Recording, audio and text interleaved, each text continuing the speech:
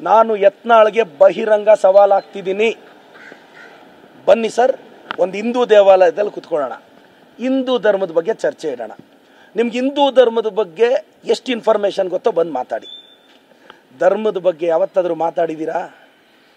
ಹಾಂ, ಡೈಲಿ ದೇವ್ರ ಮನೆಗೆ ಹೋಗಿ ಪೂಜೆ ಮಾಡೋದು ಮರ್ತೋಗಿ ಎಷ್ಟು ದಿನ ಆಯಿತು? ಹಂಗೆ ವಿಭೂತಿ ಹಿಂಗೆ ಅಂಟ್ಸ್ಕೊಂಡು ಬರೋದು ಬಿಟ್ಟರೆ, ದೇವ್ರ ಮನೆಯಲ್ಲಿ ಹೋಗಿ ದೇವಸ್ಥಾನಕ್ಕೆ ಹೋಗಿ ಪೂಜೆ ಮಾಡಿ ದೇವ್ರನ್ನ ಆರಾಧಿಸೋಣ ಅಂತ ಒಬ್ರಿಗೂ ಇಲ್ಲ. ಪ್ರತಾಪ್ ಯತ್ನಾಳ್ಗೆ ಮತ್ತೊಮ್ಮೆ ಕರಿತಾ ಇದ್ದೀನಿ, ನೀವು BJP ಅವ್ರು ಕಿತ್ತು ಬಿಸಾಕಿರೋ ಫೈರ್ಗಳಲ್ಲ. ಈಗ ನೀವು ಹಿಂದೂಗಳು ಅಂತಂದು ಹೇಳ್ತಾ ಇದ್ದೀರಿ. ಆದ್ರೆ ನಿಮ್ಮದ ಸರ್ಕಾರ ಇರುವಂತ ಕಡೆಗೆ ಈಗ ಪಾಕಿಸ್ತಾನ ಪರ ಘೋಷಣೆ ಕೂತ್ಕೊಂಡು ಓಡಾಡ್ತಾವ್ರಲ್ಲ ಸರ್ ಎಲ್ಲ ಪರ ಘೋಷಣೆಗಳು ಕೂತ್ಕೊಂಡು ಓಡಾಡ್ತಾ ಇದಾರೆ. ಶಾಸಕರು ನಾನು ನೆಕ್ಸ್ಟ್ ಹುಟ್ಟಿದ್ರೆ ಮುಸ್ಲಿಂ ಆಗಿ ಹುಟ್ಟಬೇಕು ಅಂತ ಹೇಳ್ತಾರೆ. ಈ ತರ ಮಾತಾಡ್ತಾರೆ ಸರ್. ಅವನು ಯಾರು ಕೂಗಿದನೋ ಅವನಿಗೆ ಬೇಲು ಸಿಗಬಾರ್ದು ಅಂತ ಸೆಕ್ಷನ್ ಆಗ್ತಿದೆ. ಯಾವನೋ ಕೂಗಿದ್ರೆ ಅದಕ್ಕೆ ಸರ್ಕಾರ ಏನು ಮಾಡೋಕ್ಕಾಗುತ್ತೆ? ನಾವು ಕ್ರಮ ತಗೊಳ್ಳಿಲ್ಲ ಅಂದರೆ ನಾನು ಹೋಮ್ ಮಿನಿಸ್ಟ್ರಿಗೆ ರಿಕ್ವೆಸ್ಟ್ ಮಾಡ್ತೀನಿ. ಅದೇನೋ ಪದ ಬಳಸ್ತಾ ಅಲ್ವಾ, ನಾನು ಆ ಪದಾನ ಕೂಡ ಬಳಸಲ್ಲ. ನಮ್ಮ ಶತ್ರು ದೇಶದ ಪದಾನ ಕೂಡ ನಾನು ಬಳಸಲ್ಲ. ಅಷ್ಟು ಹೇಟ್ ಮಾಡ್ತೀವಿ ನಾವು ಆ ದೇಶನ. ಅವ್ನು ಯಾವನೋ ಕೂಗಿದಾನಲ್ಲ, ಅವನೊದ್ದೊಳಕಾಗ್ತೀವಿ, ಬೇಲ್ ಸಿಗದೆ ಇರೋ ಸೆಕ್ಷನ್ಸ್ ಹಾಕ್ತೀವಿ. ವಿಧಾನಸೌಧದಲ್ಲಿ ಕೂಗಿದವ್ರ ಮೇಲೆ ಏನಾಯ್ತು ಸರ್ ಆಕ್ಷನ್? ಎಲ್ಲಿವರೆಗೂ ಬಂತು ಸರ್? ಖಂಡಿತವಾಗೂ ಅದು ಕ್ರಮ ಆಗುತ್ತೆ. ಇವತ್ತಲ್ಲ ನಾಳೆ ಕ್ರಮ ಆಗುತ್ತೆ, ಆಕ್ಷನ್ ತಗೊಂತಾರೆ. ರಾಜ್ಯಸಭೆ ಸದಸ್ಯರೇ ವಿಚಾರಣೆಗೆ ಬರದೆ ಕೊನೆಗೆ ಇದೆಲ್ಲ ಬಂದ ಮೇಲೆ ಲಾಸ್ಟಿಗೆ ಅನಿವಾರ್ಯವಾಗಿ ಹೋದ್ರು.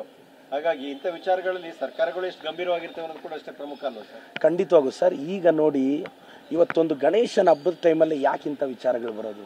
ಇವ್ರು ಹೋಗಿ ಯಾಕೆ ಬೆಂಕಿ ಹಚ್ಚೋದು? ನಮಗೆ ಬೇಸರದ ಸಂಗತಿ ಏನಂದರೆ, ಲಾ ಆ್ಯಂಡ್ ಆರ್ಡರ್ ಕಂಟ್ರೋಲ್ಗೆ ಬರುವಾಗ ಒಂದು ಕೋತಿ ಮೈಸೂರಿಂದ ಬರುತ್ತೆ, ಒಂದು ಕೋತಿ ಬಿಜಾಪುರದಿಂದ ಬರುತ್ತೆ. ಮಾತಾಡಿದ್ರೆ JCB ಅಂತಾರೆ, ಮಾತಾಡಿದ್ರೆ ಯೋಗಿ ಆದಿತ್ಯನಾಥ್ ಅಂತಾರೆ. ಹಂಗಾದ್ರೆ ಕರ್ನಾಟಕದಲ್ಲಿ ಯಾವ ಮುಖ್ಯಮಂತ್ರಿನೂ ಯೋಗಿ ಆದಿತ್ಯನಾಥ್ ಥರ ಇರಲಿಲ್ವಾ? ಹಂಗಾದ್ರೆ ಕರ್ನಾಟಕದ BJP ಮುಖ್ಯಮಂತ್ರಿಗಳೆಲ್ಲ ಅಯೋಗ್ಯರು ಅಂತಾನೆ ಇವ್ರ ಅರ್ಥ? ಮಾತಾಡ್ತಿದ್ರೆ ಯೋಗಿ ಅಂತ ಮಾತಾಡ್ತಾರೆ.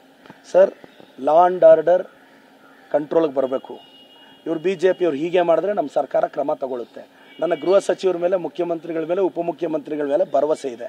ಆಕ್ಷನ್ ಇನಿಷಿಯೇಟ್ ಮಾಡ್ತೀವಿ ಸರ್.